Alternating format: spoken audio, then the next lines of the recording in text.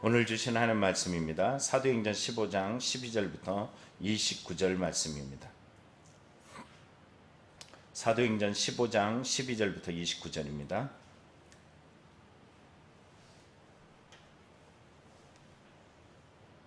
온 무리가 가만히 있어 바나바와 바울이 하나님께서 자기들로 말미암아 이방인 중에서 행하신 표적과 기사에 관하여 말하는 것을 듣더니 말을 마침에 야고보가 대답하여 이르되 형제들아 내 말을 들으라. 하나님이 처음으로 이방인 중에서 자기 이름을 위하여 백성을 취하시려고 그들을 돌보신 것을 시몬이 말하였으니 선제들의 말씀이 이와 일치하도다. 기록된 바 이후에 내가 돌아와서 다윗의 무너진 장막을 다시 지으며 또 그 허물어진 것을 다시 지어 일으키리니 이는 그 남은 사람들과 내 이름을 일컬음을 받는 모든 이방인들로 주를 찾게 하람이라 하셨으니 즉 예로부터 이것을 알게 하시는 주의 말씀이라 함과 같으니라. 그러므로 내 의견에는 이방인 중에서 하나님께로 돌아오는 자들을 괴롭게 하지 말고 다만 우상의 더러운 것과 음행과 목매어 죽인 것과 피를 멀리하고 편지하는 것이 옳으니 이를 예로부터 각 성에서 모세를 전하는 자 있어 안식일마다 회당에서 그 글을 읽음이라 하더라. 이에 사도와 장로와 온 교회가 그 중에서 사람들을 택하여 바울과 바나바와 함께 안디옥으로 보내기를 결정하니 곧 형제 중에서 인도자인 바사바라 하는 유다와 실라더라. 그 편에 편지를 붙여 이르되 사도와 장로된 형제들은 안디옥과 수리아와 길리기아에 있는 이방인 형제에게 문안하노라. 들은즉 우리 가운데서 어떤 사람들이 우리의 지시도 없이 나아가서 말로 너희를 괴롭게 하고 마음을 혼란하게 한다 하기로 사람을 택하여 우리 주 예수 그리스도의 이름을 위하여 생명을 아끼지 아니한 자인 우리가 사랑하는 바나바와 바울과 함께 너희에게 보내기를 만장일치로 결정하였노라. 그래야 유다와 실라를 보내니 그들도 이 일을 말로 전하리라. 성령과 우리는 이 요긴한 것들 외에는 아무 짐도 너희에게 지우지 아니할 것을 옳은 줄로 알았노니 우상의 제물과 피와 목매어 죽인 것과 음행을 멀리할지니라.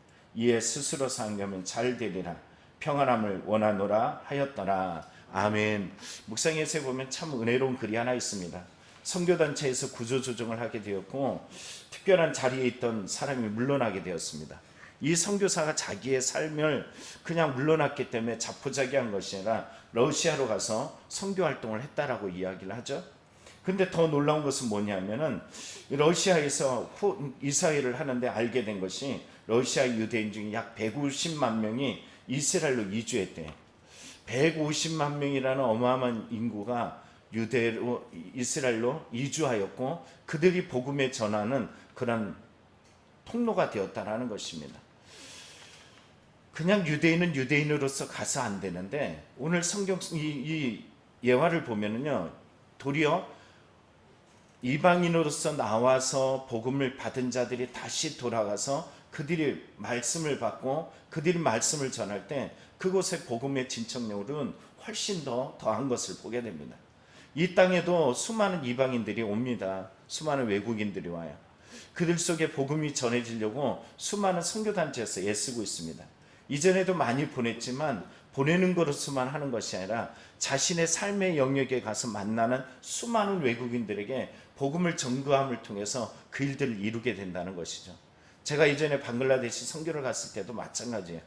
힌두교 마을을 갔는데 그 마을 앞에 사람들이 막 몰려들어요. 좀 분위기가 험한 분위기가 되었는데 갑자기 나타난 한 사람이 한국말로 저에게 말을 하더라고요. 그래서 무사히 빠져나온 적이 있습니다. 다름 아니라 오늘 내가 한국에서 내가 했던 말, 내가 행동한 거, 내가 살아왔던 모든 일들이 결국은 어떤 사람으로 말미암아서 하나님의 돕는 은혜들로 통로로 쓰임받는 것을 보게 됩니다. 혹이라도 이 땅에서 그 사람이 한국인들로부터 말미암아 아주 험악한 꼴을 당했다고 생각해 보십시오. 한국인들만 보면 아주 부정적으로 행동하게 되었고 그 힌두교인들이 몰려오는 그 시점에 그 사람이 불을 붙는 행동을 했다면 아주 더 심각한 일을 초래했을 것입니다. 오늘 저와 여러분의 삶의 자리에 보냄받는 곳에서 오늘 누굴 만날지 어떤 사람을 경험하게 될지 모르지만 여러분이 하나님의 축복의 통로로 보냄받기를 간절히 축원합니다. 오늘 본문을 다시 한번 배경으로 생각해 봅니다. 수리아 안디옥에 어느 날 유대인으로부터 한 형제들이 왔죠. 그들은 가르치는데 이 가르침의 내용으로 말미암아서 적지 않은 다툼하고 변론이 일어나게 됐어요. 아주 심각한 문제가 야기되었다는 거죠. 왜 그러냐면은 이 사람들이 가르침대로 보면은 모세 법대로 할례를 행해야지 구원에 임한다는 것이. 근데 이 문제를 가지고 이 다툼을 어찌할 줄 몰라서 이 예루살렘에 있는 공동체에다가 이 일들을 의뢰하기 위해서 대표자들을 보냅니다. 바울, 바나바 그리고 몇몇 형제들을 같이 함께 보내게 되었어요. 그랬더니 그곳에서 어떤 일이 있냐면은 우리가 참 놀라운 것은 이 가가지고 이 말을 하는 가운데서 성경의 5절을 보면은 이런 말하죠. 바리새파 중에 어떤 믿는 사람이 일어나 말하되 이방인에게 할례를 행하고 모세 율법을 지키라 명하는 것이 마땅하다. 여러분, 이 문제가 잘 해결되지 않는 것 같아요. 어려움을 겪습니다. 문제를 해결하기 위해서 사람을 보냈더니 이미 그곳에서도 유대로부터 온 형제들과 동일한 모습으로 율법을 행하고 모세의 가르침을 행해야지 구원에 임한다는 이런 생각을 가졌던 사람들이 있었다는 것이에요. 그런데 바로 이때 이 베드로가 나서게 됩니다. 이방인 중에 말씀을 전했던 이방인들이 성령을 받더라는 거예요. 그러면서 말하는 것은 뭐냐면 10절에 말하기를 지금 너희가 어찌 하나님을 시하여 우리 조상과 우리도 능히 매지 못한 멍에를 제자들에게 목에 두려느냐 하면서 그들을 책망합니다. 결국 이 문제로 말미암아서 베드로가 던졌던 말은 이겁니다. 11절이죠. 우리는 그들이 우리와 동일하게 주 예수의 은혜로 구원받는 줄 믿노라. 여러분, 중요한 말씀이죠. 여러분, 이방인들은 할례를 행하고 그리고 유대교에 입교하고 그리고 그대로 행해도 구원받을까 말까요. 그런데 너희와 내가 다르다는 것이 아니라 같다라는 것입니다. 그들이 주 예수 그리스도로 말미암아 구원에 임한다는 것이에요. 이미 비시디 안디옥에서 전했던 바울의 사도의 가르침처럼 모세로 말미암아 구원에 이르는 것이 아니라 이 사람 곧 우리 주 예수 그리스도를 믿는 자들에게 구원을 행하신다는 것입니다. 오늘 이 믿음이 우리 안에 있어서 오늘 여기까지 내가 구원의 기쁨, 은혜의 감격을 가지고 살아가는 이 놀라운 하나님의 축복이 임한 줄 믿습니다. 일들로 말미암아 성경에 보면 12절에 이렇게 말하죠. 오늘 본문입니다. 온 무리가 가만히 있어 바나바 바울이 하나님께서 자기들로 말미암아 이방인 중에 행하신 표적과 기사에 관한 것을 말한 것을 듣더니, 자, 사람들이 이제 다 들었어요. 이방인 사역 가운데서 놀라운 하나님의 역사를 들었고, 그리고 또 오늘 성경에 보면은 베드로를 통하여서도 이 이야기를 들었습니다. 그랬더니 야고보가 나서게 됩니다. 여러분, 야고보는 누굴까요? 예수님의 동생이고 당시 유대 공동체 지도자였어요. 그가 나서서 형제들아 내 말을 들으라 라고 이야기하면서 14절부터 18절까지 이르는 말씀이 있습니다. 이 말씀은 어떤 말씀이냐면은 시몬이 했던 말씀을 기준으로 던져요. 하나님이 처음으로 이방인 중에 자기 이름을 위해 백성을 취하시려고 그들을 돌보신 것을 시몬이 말했어요. 시몬이 누굴까요? 베드로예요. 시몬의 아들, 이렇게 얘기하잖아요. 여러분, 오늘 성경의 시몬, 이 베드로의 본명이에요. 이 베드로를 통해서 던졌던 이 말씀의 근거를 15절에 지도자가 찾는데, 여러분, 선지자의 말씀이 이와 일치하도다. 선지자의 말씀은 구약의 말씀이에요. 예수님이 이 땅에 오신 것을 어디에서 근거로 삼았어요? 바울이 비시디아의 안디옥에서 선지자의 말이었어요. 왜 예수님을 십자가에 못 박아 죽였다고요? 선지의 말을 이해하지 못했기 때문이에요. 너희들을 성경을 통해 영생을 얻을 줄 알고 연구하거니와 이 말씀이 누구에 대해서 하시는 말씀이라고요? 나에 대해서. 예수님은 당신의 말씀이라고 분명히 말씀하셨어요. 근데 이 선지자의 말씀 가운데서 예수님의 이 예언뿐만이 아니라 장차 구원이 임할 말씀을 말하였는데, 여러분, 이 말씀이 아모스 9장 11절 12절을 바로 야고보가 선택해서 찾아냈더라는 겁니다. 이 야고보의 이 인용한 말씀을 보면 이렇게 말합니다. 이후에 내가 돌아와서 다윗의 무너진 장막을 다시 지으며 또 허물어진 것을 다시 지어 일으키리니 이는 그 남은 사람들과 내 이름을 일컬음을 받는 모든 이방인들로 주를 찾게 하려 함이라 하셨으니, 자, 근거가 어디 있습니까?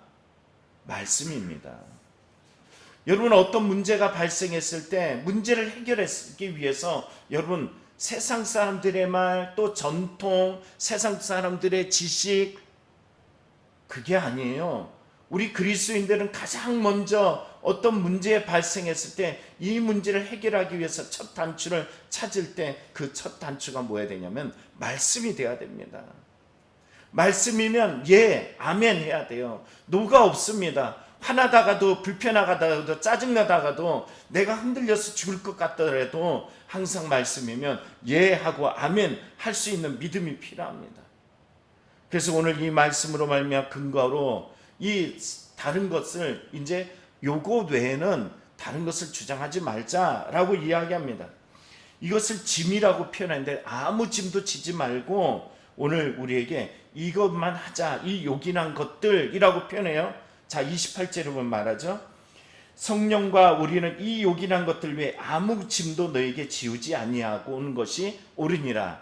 짐이 아니라 요긴하다예요. 왜 요긴하다 그러냐면 19절의 나타남부터 여러분 성경에 21절까지 나왔던 이 말씀이 어떤 말씀이냐면, 첫째, 내 의견에 이방인 중에 하나님께로 돌아오는 자를 괴롭게 하지 말고, 자, 이거 짐이 되지 말자라는 거예요. 그래서 두 공동체, 하나는 이방인 공동체, 하나는 유대인 공동체. 이 공동체가 서로 교제하기 위해서 아무 거리낌 없이 기본적인 요소들이 필요하다는 거예요. 첫째는 뭡니까? 우상의 더러운 것들. 여러분, 우리가 역사 가운데 보면 이스라엘의 역사 중에 멸망했던 이유는 우상을 끌어들여서 그랬잖아요. 그래서 우상을 멀리하는 것. 두 번째는 음행. 여러분, 음행도 앞에 나타난 우상하고 깊은 연관이 있습니다. 우리가 알고 있다시피 고린도 교회에 가면은 고린도에 그 신이 있는데 그 신전 앞에 누가 있냐면은 제사장들이 있단 말이에요. 이 신전을 지키는 이 여자들은 어떤 것을 하면은 음행을 해요. 음행. 하나님 그 자신들의 신이 나타나서 그들에게 어떤 신탁을 해줄 때 언제 나타나냐면은 이 성적인 그런 교제를 했을 때 그때 바로 나타난다는 것이에요. 그러니까 이 교회 공동체에서 사람들이 어디로 많이 가겠어요? 여러분, 그냥 교회는 야, 너희들 거룩해야 돼, 신실해야 돼, 좀 힘들고 어려운 고비고비마다 그래도 더 주님 앞에 나와야 돼, 이렇게 얘기를 하는데 이 너무 관능적이고 자기 육체적인 이것들을 통해서 신에게 다가가. 그럼 여러분, 사람들이 어느 곳이 훨씬 쉽겠어요? 더 역사적으로 따라가면 여러분 알죠? 우리가 바울과 아세라라고 알아요? 이 당시 시대 때 이 농경사회에서 비라는 것은 아주 중요해요. 근데 이 비를 내리기 위해서 어디로 가냐면 비를 관장하고 있는 바알 신에게 갑니다. 알죠? 엘리야가 정말 갈멜산에서 누가 비를 내리게 하느냐 생각나죠? 이 사건을 우리가 기억하고 있단 말이에요. 근데 이 비를 내리기 위해서 어디에게 가야 돼요? 바알에게 가. 그럼 바알과 아세라가 부부신이란 말이에요. 이 부부신에게 말미암아서 이 비가 내리지 않을 때 비를 내리기 위해서 가면은 바로 그 바알 신전에 가면은 수많은 창기들이 있단 말이에요. 그 창기들과 몸을 섞어 놓으면은 그때 바로 뭐가 내린다? 피가 내린다라고 그래. 근데 하나님 앞에 나가면 어떻게 해요? 하나님 앞에는 정말 기도하고 여러분, 어느 것이 쉽습니까? 여러분은 오늘 이 새벽에 올라왔어요. 잠자는 게 쉬워요? 새벽에 올라와서 예배 드리는 게 쉬워요? 막 놀라가지고 막 떨어뜨리시는데 여러분, 뭐가 쉬워요? 분명히 그런데 불구하고 오늘 성경에 그들이 교제함에 있어서 이 음행을 하지 말라는 건 여기 있습니다. 그리고 목매어 죽인 거, 피를 멀리하는 거, 피에는 생명이 있습니다 라고 이야기해서 목매어 죽인 거, 피를 멀리하라고 이야기합니다. 그래서 성경이 28절에 보면, 29절에 보면 이것을 세 가지로 말하죠. 우상의 제물과 피에 목매어 죽인 것과 음행을 멀리할지니라, 이렇게 말해요. 오늘 그래서 이 문제를 가지고서 해결하기 위해서 사람들을 보내는데 4명의 사람들을 파송합니다. 이들을 편지를 그들에게 지어줘서 보내는데, 여러분, 이 편지를 보내는 사람들을 성경에 보면은, 자, 오늘 22절에 말하죠. 바울, 바나바, 그리고 성경에 보니까는 바사바라는 유다, 실라, 이 사람들을 보냅니다. 이 편지를 23절에만 붙여 보내면서 안디악, 수리아, 길리기아 이방인들에게 보내는데 특별하게 우리가 봐야 될 부분이 있어요. 어제는 형제가 아니었어요. 성경에 보면은 이방인 형제라고 말합니다. 누구라고 말한다고요? 형제라고 말해요. 제가 이걸 보면서 좀 충격을 받았던 것은 그거예요. 앞서 제가 처음 말했던 것처럼 5절을 한번 보세요. 바리새인 중에 어떤 믿는 자들이 일어나 말하되 이방인에게 할례를 행하고 모세의 율법을 지키라 명하는 것이 마땅하도다. 누구에게 할례를 행하라? 이방인에게. 이방인 형제에게 아니에요. 이방인에게. 유대 사람들은 기도할 때 아침에 일어나서 기도하는 내용 중에 그들의 기도 속에 이거 있어요. 내가 이방인으로 태어나지 않은 것을 감사합니다라고 기도해요. 그러니까 철저하게 분리시킵니다. 저들이 이미 입교해가지고 유대교에 다니는데 저놈들이 구원에 임할 수 있어? 저들이 구원을 받을 수 있어? 불가할걸? 이런 마음들이 그들 안에 있단 말이에요. 할례를 행해도 구원에 임할 거라고 가르치면서 그들의 마음 중심에는 우리만 구원받아, 우리만 구원받아, 너희와 우리는 달라 이렇게 말합니다. 제가 예전에 한 교수님을 만났는데 그분이 이스라엘에 거기 있는 어떤 대학을 나왔단 말이에요. 그들이 유대인들과 같이 식탁을 나눌 때 눈치를 본다는 거예요. 자신 이방인이기 때문에. 그런데 오늘 성경에 보면 뭐라 그럴까? 형제라 그래요. 어제는 너와 나는 달라. 공격적이에요. 그리고 여러분 알고 있다시피 비시디 안디옥과 이고니온 그곳에서 바울이 바나바와 공격을 받았던 것은 바로 이 유대교적인 이 생각을 가지고 있던 사람들의 공격이었어요. 근데 이 생각이 그들에게만 머물지 않냐고 유대교 안에도 똑같이 머물고 있어요. 근데 이 똑같이 머물고 있는데 오늘 말씀이 근거가 되어서 그들에게 야 이제는 너희들은 형제야 라고 이야기했더니 편지가 써졌어. 편지에 뭐라고 썼다고요? 형제라고 표현해요. 어제는 형제가 아니었는데 오늘 너희는 형제야 그랬더니 말씀에 근거해서 형제로 삼고 품어내고 같이 교제하게 됐다는 거예요. 오늘 성령의 교제하고 말씀을 중시하고 성령 안에 거듭났고 성령 안에 뜻한다 그러면 오늘 말씀이 주장하는 대로 우리는 살아낼 수 있는 성도가 되어야 될 줄 믿습니다. 오늘 여러분과 제가 오늘도 보냄받았어요. 삶의 현장으로 보냄받은 그곳에서 여러분이 형제로서 그 역할을 감당할 수 있는 믿음들이 되기를 간절히 축원합니다. 기도하겠습니다.